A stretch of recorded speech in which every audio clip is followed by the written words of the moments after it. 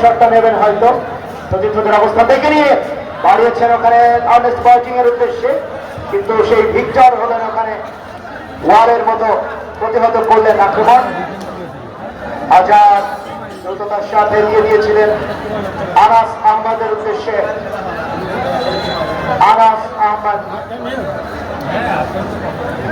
আবার উপর যে পরিত্রয়ীন ওয়ান্ডার্স ক্লাব পড়াদা কুষ্টিয়ার ডাউন দা লেফট আক্রমণ কাজের কাজটা হলো না। আবারও কিন্তু সামসি কিন্তু বল রাখতে পারলেন না। বল ছিনে নিয়ে ক্লিয়ার করেছিলেন, কিন্তু আবারও আক্রমণে এবার অবশ্যই উঠিয়ে দিয়েছেন একটা ক্রস, আবারও ক্লিয়ার হয়েছে। আবারও ওয়ান্ডার্স ক্লাব বড়দা কুষ্টিয়ার আয়ত্তেই আছে বল। আজাদের শট, তবে গোলকিপার বলটা ধরে নিলেন। দেখা যাক নাটকীয়